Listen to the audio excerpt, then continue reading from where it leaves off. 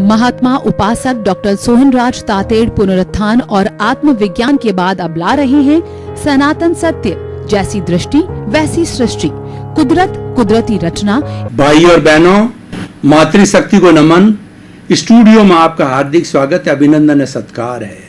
सनातन सत्य दृष्टि विज्ञान कार्यक्रम के अंतर्गत हम आपको जो है सही दृष्टि सही सोच के माध्यम से कुदरती रचना और कुदरत के कानून के तहत आपको रियल ट्रुथ बताते हैं, आपको यूनिवर्सल ट्रुथ बताते हैं, आपको सनातन सत्य बताते हैं, जिससे आपका विजन सही होता है। और एक बार किसी व्यक्ति का विजन सही होता है तो आगे से आगे वो प्रोग्रेस करता रहता है। हमारा सनातन सत्य ये वर्तमान जीवन और पारलौकिक जीवन दोनों जीवन के बारे में बताता है, दोनों जीवन के संतुलन की बात करता है। इसीलिए एक होलिस्टिक इंसान के निर्माण का कार्यक्रम है और इस कार्यक्रम में हम प्रतिदिन नए नए विषय लेकर के आपके सामने उपस्थित होते हैं। तो आज हमारा बहुत ही समसामयिक विषय है, बेटी बचाओ बेटी पढ़ाओ। भाई और बहनों, हमारी भारतीय संस्कृति के अंदर स्त्री को बहुत ऊंचा स्थान दिया गया है और स्त्री के लिए कहा गया है कि यत्र नारी पूज्यन्ते तत्र देवता रमन्ते।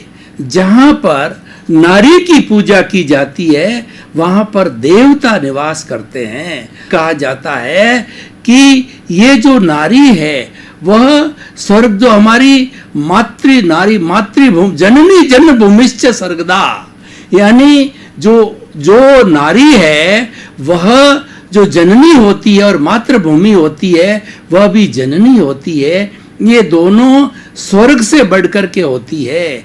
इसीलिए लोग अपने जन्मभूमि का कर्जा उतारने के लिए अपने प्राणों की आहुति तक दे देते हैं, बलिदान कर देते हैं। इसीलिए स्त्री का हमारी भारतीय संस्कृति के अंदर बहुत ही उच्च स्थान दिया है। और वह स्त्री है, वो बेटी जो आगे जाकर के पत्नी बनती है, माँ बनती है, दादी बनती है, नानी बनती है, वो अनेक रूपों के अंदर आती है। बेटी के लिए कहा जाता है कि बेटी दो घरों को आबाद करती है। जब तक वह अपने माता पिता के घर में रहती है तब वो संस्कार ग्रहण करती है और अपने भाई बहनों को संस्कार देती है, माता पिता की सेवा करती है। और देखिए कि हमारी संस्कृति के अंदर और हमारी इस कॉस्मोस के अंदर दो जो चीजें होती है, एक तो होता है स्त्री या पुरुष या नर और मादा, दोनों के मिलने से ये संसार चलता है और इस संसार की वृद्धि होती है। स्त्री और पुरुष जो है दोनों एक ग्रस्त रूपी गाड़ी के दो पहिए हैं। अगर इन दोनों पहियों में से एक भी पहिया अगर सही कार्य नहीं करता है तो गृहस्थी की गाड़ी जो है वो खटारा बन जाती है और उसका चलना दूभर हो जाता है। तो मेरे कहने का अर्थ ये होता है कि बेटी को बचाना, बेटी को पढ़ाना बहुत आवश्यक है, क्योंकि लड़का जो होता है वो तो अपने घर में रहता है। अगर कम पढ़ा लिखा है या ज़्यादा पढ़ा लिखा है या कम कमाता है ज़्यादा कमाता है तो वह तो अपने माँ बाप के पास ही रहता है। इसीलिए वह जो है दूसरों को ज़्यादा प्रभावित नहीं करता है। लेकिन बेटी को पराया धन माना जाता है। बेटी जब शादी के लायक होती है तो उसके दूसरे घर भेजना पड़ता है, यानी वह अपने ससुराल जाती है। इसीलिए बेटी को पराई संपत्ति मानी गई है। ये तो सारी हमारी दार्शनिक बातें हो गई। अब हमारे सामाजिक पक्ष को देखें तो सामाजिक पक्ष के अंदर कुछ कुरीतियां हैं। वो कुरीतियां क्या है कि पुराने समय से बेटी को जो है घर के अंदर एक बाहर रूप के अंदर जो है वह समझा जाता है। बेटे का जन्म होता है जब घर में जोर से थाली बजाई जाती है, खुशी जाहिर की जाती है। लेकिन बेटी जब होती है तो थाली नहीं बजाई जाती है। इसका अर्थ क्या हुआ कि बेटी के आने की क्या खुशी नहीं है, जबकि बेटा बेटी दोनों एक समान है। और वर्तमान के सब हम आंकड़ों को देखें तो मालूम पड़ेगा कि बेटी माता पिता के लिए ज्यादा उपयोगी है लड़के की तुलना के अंदर। बेटी अगर अपने पीयर के अंदर रहती है तो वह हमेशा उसका ध्यान अपने माता पिता की तरफ रहता है और वह चिंता करती रहती है कहीं माता पिता को जो तकलीफ तो नहीं है, और वह समय समय पर उनके माता पिता अगर वृद्ध होते हैं तो सेवा करने के लिए आती है, अपने पीयर में रुकती रहती है। इसका मतलब उसका अटैचमेंट जो है अपने माता पिता और पीयर के प्रति बहुत ज़्यादा होता है लड़के की तुलना के अंदर।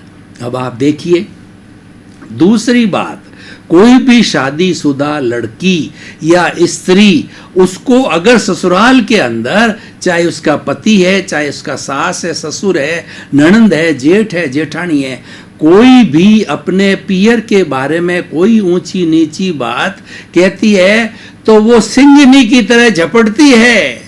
ससुराल की बात तो वो सहन कर लेती है ऊंची नीची, परंतु कोई भी स्त्री हो वो पियर की बात को, ऊंची नीची बात को कभी भी स्वीकार नहीं करती है। ये एक स्त्री की शादीशुदा लड़की की साइकोलॉजी है। इसका अर्थ क्या हुआ कि लड़की या बेटी हमेशा जीवन भर जो है अपने पियर के प्रति, अपने माता पिता के प्रति समर्पित रहती है। तब आप तुलना कीजिए कि बेटे का उपयोग ज़्यादा है या बेटी का कम है। हम इसकी तुलना या इसके कंपैरिजन में नहीं जाते हैं, लेकिन हमारा विषय है कि बेटी बचाओ बेटी पढ़ाओ। आजकल क्या हो रहा है कि लिंग परीक्षण का जमाना है और इतनी दुर्भावना जो है लोगों के अंदर हो गई है, खास तौर से स्त्री जाति के अंदर, कि जब बच्चा 3, 4, 6 महीने का होता है और उस स्त्री को अगर लड़की प्रिय नहीं होती है और लड़की को भारभूत समझा जाता है तो वह जो है भ्रूण हत्या करवा देती है। भ्रूण हत्या के आजकल बहुत ज़्यादा मामले आ गए हैं और इस भ्रूण हत्या के अंदर पुरुष की बजाय स्त्री सबसे ज़्यादा जिम्मेवार है। वह स्त्री जिसके पेट में बेटी है और उसका सहयोग करने वाली दूसरी सहयोगी स्त्री दोनों जिम्मेवार होती है और इसमें पुरुषों का बहुत ही नगण्य रोल होता है। तो भाई और बहनों, हमको बेटी को बचाना है, बेटी को पढ़ाना है। बेटी को इसलिए पढ़ाना है कि ये बेटी आगे जाके माँ बनेगी और बच्चे की सर्वप्रथम पाठशाला माता को कहा गया है। माता ज्ञानी होनी चाहिए। जब बच्चा छोटा 2-3 साल का होता है तो तुतली तुतली भाषा के अंदर वो सबसे पहले मातृभाषा सीखता है, क्योंकि उसको माँ सिखाती है, इसलिए उसका भाषा का नाम ही मातृभाषा कहा जाता है, मदर टंग कहा जाता है। सबसे पहले बच्चा बोलने के अंदर मदर टंग का यूज करता है और वो माँ सिखाती है, इसलिए उसका नाम भी मदर टंग ही होता है। यानी माँ बच्चे को संस्कार देने वाली होती है। और हमारी पुरानी अच्छी अच्छी माताओं के उदाहरण देखिए महात्मा गांधी की माँ पुतली बाई थी। पुतली बाई ने जो है महात्मा गांधी को भरपूर संस्कार दिए बचपन में। बचपन का जो जीवन होता है बच्चों को है वह उर्वरा भूमि होता है। उस भूमि के अंदर संस्कार की पौध को हम बोते हैं तो बड़ा होकर के वो बच्चा उस संस्कार की पौध को प्राप्त करके महान व्यक्तित्व बनता है। महात्मा गांधी, स्वामी विवेकानंद, दयानंद सरस्वती और जो कृष्ण गोपाल गोखले और किन किन का नाम दूं, हमारी भारतीय संस्कृति में तो महापुरुषों की एक लंबी विरासत है, एक लंबी गैलेक्सी है और वो उन्होंने इतने कार्य किए हैं हिंदुस्तान के अंदर कि हिंदुस्तान को उन्होंने, भारतवर्ष को उन्होंने जो है विश्व का गुरु देश बनाया। ये विश्व जो गुरु देश बना है भारत, ये हमारे ऋषियों मुनियों महापुरुषों की वजह से बना है। और ये एक निश्चित बात है, ये एक रिकॉग्नाइज ट्रुथ है, ये एक्सपेरिमेंट ट्रुथ है कि कोई भी महापुरुष के जो है विकास के अंदर स्त्री का योगदान होता है, चाहे माता का हो, चाहे बहन का हो, चाहे पत्नी का हो, चाहे दादी का हो, या चाहे नानी का हो, रोल अवश्य होता है। क्योंकि स्त्री को भगवान ने जो है कुछ पुरुष की तुलना में विशेष गुण दिए हैं। अगर बायोलॉजिकल हम देखें तो इस जेंडर के अंदर, नर और मादा के अंदर जो मेन जो डिफरेंस होता है वो प्रजनन क्रिया का होता है, बच्चे को जन्म देने वाला होता है। तो स्त्री या मादा वही बच्चे को जन्म दे सकती है, नर जो है कभी भी बच्चे को जन्म नहीं दे सकता है। ये एक भगवान की सबसे बड़ी गिफ्ट जो है नारी जाति को होती है। इस संसार को, क्रिएशन को बनाने में, बढ़ाने के अंदर नारी का या बेटी का इतना बड़ा रोल है, इसलिए उस बेटी को बचाना चाहिए। देखिए बचाना क्यों चाहिए कि आज आप लगातार 30, 40, 50 साल के आंकड़े देख लो तो नर और मादा का जो रेशियो है वह पूरे भारतवर्ष के अंदर घटता जा रहा है। नर का रेशियो 55% है तो नारी का रेशियो 45% रह गया है। इस कारण आज लड़के 30, 35, 40 साल के हो गए हैं और वो कंवारे बैठे हैं, क्योंकि उनको जो है लड़कियां नहीं मिल रही है, उस नर को मादा नहीं मिलता है, और नर और मादा के बिना संसार बन नहीं सकता है। अब देखिए कि हम जो है बात कर रहे थे कि इस तरीके की माताएं जिनके संस्कार बचपन से पाकर के, छत्रपति शिवाजी को देखिए, उनकी मां ने उनको छत्रपति बनाया। कि विवेकानंद को देखिए, उनकी मां ने उनको विवेकानंद महापुरुष बनाया। कोई भी महापुरुष होता है वह जन्म से महान नहीं होता है, वह तो एक सामान्य बच्चे की तरह ही जो है वो जन्म लेता है। और जिनके पेरेंट्स अच्छे होते हैं वो उनको प्रारंभिक जीवन के अंदर अच्छी शिक्षा देते हैं, अच्छे संस्कार देते हैं, और वह संस्कार जो है उसकी ल्यूमिनियस बॉडी के अंदर, उसके अवचेतन मन के अंदर चले जाते हैं, वो सब कॉन्शियस माइंड के अंदर चले जाते हैं, और वहाँ जाने पर परमानेंट हो जाता है। वो संस्कार जीवन भर गायब नहीं होते हैं। पुतली बाई का जो मैं उदाहरण दे रहा था, महात्मा गांधी को अपनी मां के प्रति बहुत सम्मान था। महात्मा गांधी ने बचपन के अंदर सिगरेट पिया, मद्यपान किया, शराब जो है उपयोग किया, और कुछ रूप के अंदर जो है व्यभिचार की तरफ भी चले गए थे। लेकिन माँ के प्रति श्रद्धा होने के कारण उन्होंने माँ के सामने कन्फेस किया, अपनी गलती की आलोचना की, अपनी गलती को स्वीकार किया, और हमेशा हमेशा के लिए शुद्ध हो गए। फिर उन्होंने जीवन के अंदर जो है कभी भी वो दुर्व्यसनों का सेवन नहीं किया, और वो हमारे भारत के राष्ट्रपिता बन गए। और उन्होंने 200 साल पुरानी जो ब्रिटिश सरकार की थी उसको सत्य और अहिंसा के आधार पे जो उन्होंने उनकी जड़ों को हिला दिया, और उन्होंने मजबूर कर दिया ब्रिटिशर्स को, देश को छोड़ना पड़ा, और 15 अगस्त 1947 को देश आज़ाद हुआ।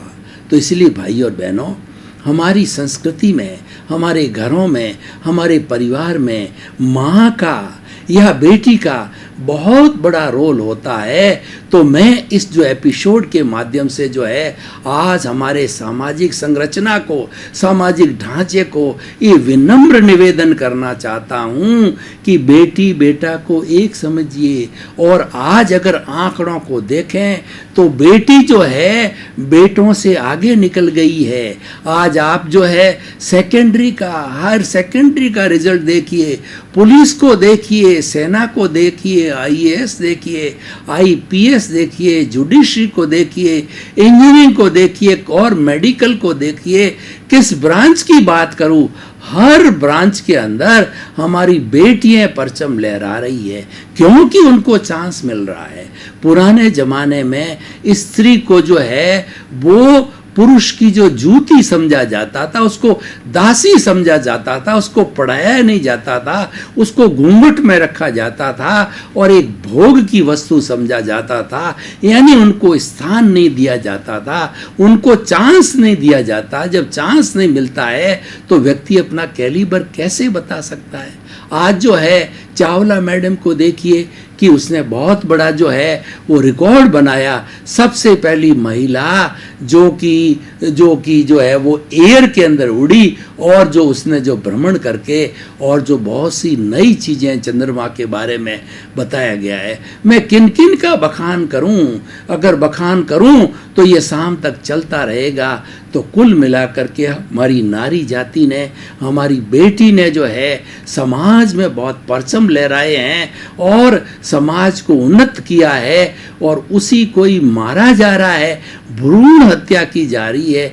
इसको बचाना चाहिए और बेटी को पढ़ाना चाहिए। देखिए ये ऐसी बुराई क्यों पनपती है? इस बुराई पनपने का कारण ये है कि व्यक्ति ये समझता है कि बेटा तो घर में दहेज लेके आएगा, बेटा घर में कमा के लाएगा और लेकिन बेटी को मुझे दहेज देना पड़ेगा, मेरा धन है पराए घर के अंदर चला जाएगा। इस दुर्भावना के कारण ज़्यादातर जो माताएं हैं वो इनका जो है भ्रूण हत्या करवा देती है।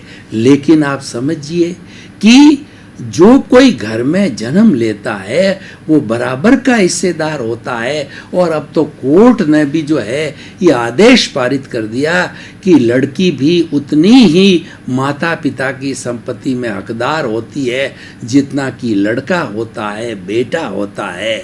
तो इसीलिए वास्तव के अंदर वह तो एक सत्य बात है। और दहेज का अर्थ का मतलब होता है कि देना, एज के साथ देना, स्वेच्छा के साथ देना, सम्मान के साथ देना और खुशी के साथ देना कि बेटी ने घर में जन्म लिया है और ये पराए घर जा रही है। अपने घर को व्यवस्थित सेटल करने के लिए उसको हमारी तरफ से मदद दी जानी चाहिए ताकि वह शुरू के दिनों के अंदर अपने गृहस्थी को अच्छी तरह से डेवलप कर दे, गृहस्थी को सेटल कर दे। इसलिए दहेज दिया जाता है, वो भी राजी खुशी दिया जाता है। लेकिन आज उस दहेज का कुछ रूप बदल गया है। आजकल जो है बेटे बेटियों को बेचा जाता है। कुछ घरों में सौदेबाजी के आधार पर एंगेजमेंट्स होते हैं और उस एंगेजमेंट के अंदर सबसे बड़ी शर्तें रखी जाती है कि कार देनी पड़ेगी, बंगलो देना पड़ेगा, ये सुविधाएं देनी पड़ेगी, जब ही किया जाएगा। ये कुरीति है, ये एक गलत परंपरा है, एक ये इविल है। इस कुरीति को हमें मिटाना है कि इसका अर्थ ये हुआ कि हम बेटे बेटियों को खरीद रहे हैं या बेच रहे हैं। अगर प्रेम से दिया जाता है वह बात अलग होती है। और हर माता पिता अपनी बेटी को अपनी औकात के अनुसार, अपने जो सोशल स्टेटस के अनुसार अधिक से अधिक देने का कोशिश करते हैं। तो भाई और बहनों, आइए हम इस सामाजिक कुरीति को जो है मिटावें। सबसे पहले तो हम सभी ये संकल्प लेंगे कि हम, खासकर हमारी बहनें जो प्रेग्नेंट हो जाती है, उनको संकल्प लेना चाहिए कि चाहे मुझे बेटा हो चाहे मुझे बेटी हो, मैं तो समान रूप से समझती हूँ और मैं भ्रूण हत्या का त्याग करती हूँ। मैं कभी भी भ्रूण हत्या न करूँगी, न करवाऊँगी, न करने वाले को प्रोत्साहन या परामर्श दूँगी। जब स्त्रियाँ इस तरीके से फॉरवर्ड होकर के सामने आकर के इस कुरीति का जो है उपशमन करेगी तो ये कुरीति अपने आप समाप्त हो जाएगी और ये रेशियो फिर से 50-50 या 49-50 के 51 के बीच में आ सकता है। उससे हमारा सामाजिक संतुलन बनता है। देखिए, नर मादा का रेशियो 5%, 7%, 10% जब घट जाता, कई जगह तो 10% रेशियो जो है वह नारी का कम है। तो उस केस में क्या होता है कि समाज के अंदर अनैतिकता फैलती है। देखिए, हमारी भारतीय संस्कृति के अंदर जो लाइफ स्टाइल है उसको 4 भागों में बताया गया है, बांटा गया है, जिसको पुरुषार्थ चतुष्टय कहते हैं। वो है काम, अर्थ, धर्म और मोक्ष। मोक्ष हमारी मंजिल है। मोक्ष मनुष्य जीवन का जो है सबसे बड़ा टारगेट है, एम है, उद्देश्य है मुक्ति को प्राप्त होना, क्योंकि मनुष्य ही मुक्ति जा सकता है। दूसरा 84 लाख जीवा योनि प्राणी का कोई भी व्यक्ति मुक्ति को प्राप्त नहीं हो सकता है। इसीलिए ये मनुष्य अगर चाहे कि मुझे मुक्ति जाना है तो अपना ध्येय बना सकता, अपना टारगेट बना सकता है, अपना लक्ष्य बना सकता, अपना एम बना सकता, और बनाना भी चाहिए। उसमें हमारी संस्कृति के अंदर बताया है ये आपका अल्टीमेट गोल होना चाहिए। और उसके बाद में काम, जो हम बात कर रहे थे अनैतिकता की बात, काम तो शरीर की आवश्यकता है। जब बच्चा युवा हो जाता है तो काम चरम सीमा पर आता है और व्यक्ति के अंदर एक मादकता और एक काम की इच्छा पूर्ति जागृत होती है। तो इसीलिए हमारी भारतीय संस्कृति के अंदर इसको पुनीत कार्य करने के लिए जो है एक विवाह का सिस्टम बनाया, एक जो है शादी का सिस्टम बनाया। और जब ये सगाई शादी की जाती है तो आप देखिए कि हमारे यहाँ कितना बड़ा मल्टीप्लिकेशन होता है। हमारी जो है वो परिवार व्यवस्था के अंदर, तो उसके बाद के अंदर ससुर, नाना ससुर, काका ससुर, दादी ससुर, दादा ससुर, और जो है ननद होती है, बुझाई होती है, और उसके बाद में जेठानी होती है और देरानी होती है। यानी कितना जो है हमारे रिलेशंस का मल्टीप्लिकेशन होता है और कितना जुड़ाव होता है। बहुत से घर एक दूसरे के रिलेटिव होकर के एक दूसरे के सुख दुख को बांटने के अंदर सहभागी बनते हैं, और व्यक्ति को ये लगता है हमारी पारिवारिक व्यवस्था में मैं एक अकेला नहीं हूँ, मेरे साथ में पूरा परिवार है, मेरे साथ पूरा रिलेटिव है, इसलिए कभी वो असुरक्षा की भावना महसूस नहीं करता। और हमारे यहाँ तो शादी को इतना पवित्र बंधन माना गया है कि ये 7 फेरे, 7 जन्म साथ रहने के लिए प्रतिज्ञा की जाती है कि स्त्री पुरुष आपस में समन्वय रखेंगे, एक दूसरे का सम्मान करेंगे और एक दूसरे का अनादर नहीं करेंगे, और 50-50 की रेशियो से चलेंगे। देखिए, मैं तो जब कभी भी मेरे पास ब्राइड और ब्रूम आता है, शादीशुदा जोड़ा आता है, तो मैं उसको हमेशा एक ही शिक्षा देता हूँ, भैया 50-50। शादी के पहले दिन से 50-50 का फॉर्मूला समझ लो। वो फॉर्मूला क्या है कि हम दोनों समान हैं, 50% के अधिकारी है। अगर हम धन संपत्ति की बात करें तो हमारा 50-50% दोनों की साझेदारी है। प्रेम के अंदर 50-50, काम के अंदर 50-50, आदर के अंदर 50-50। किसी भी काम के अंदर 55-45 या 60-40 का रेशियो नहीं होना चाहिए। तो देखिए वो गाड़ी कितनी प्रेम से चलती है, पूरे जीवन भर प्रेम से चलती है। मैंने ये रेशियो मेरे बचपन से लागू किया। आज हमको 56 वर्ष हो गए शादी किए हुए, तो मुझे लगता है कि केवल 56 दिन ही हुए, क्योंकि हमने ये फार्मूला लगाया, इस फार्मूले को बहुत अच्छा पाया, इसके बहुत अच्छे अनुभव आए, तो वो मैं नई जनरेशन को हमेशा शेयर करता हूँ। भाई और बहनों, आपका बहुत बहुत धन्यवाद। आप हमारा सनातन सत्य कार्यक्रम बराबर देख रहे हो, देखते रहिए। सनातन सत्य कार्यक्रम रियल ट्रुथ को बताता है, और ये आपको अल्टीमेट ट्रुथ क्या है, सार्वभौम सत्य क्या है, उसके बारे में बात बताता है। क्यों कि हमारा ये दृष्टि विज्ञान है, हमारा ये रियल पुरुषार्थ का विज्ञान है, जिसके अंदर सबको जन्म देने वाली और उस कुदरती रचना और कुदरत के कानून का सहारा लिया जाता है। सर्वे भवन्तु सुखिनः, सर्वे सवन्तु निरामया। इसी क्रम में आपका जीवन आनंदमय हो, मंगलमय हो। आपके प्रति बहुत बहुत शुभकामनाएं। महात्मा उपासक डॉक्टर सोहनराज तातेड़ पुनरुत्थान और आत्मविज्ञान के बाद अब ला रहे हैं सनातन सत्य, जैसी दृष्टि वैसी सृष्टि, कुदरत, कुदरती रचना।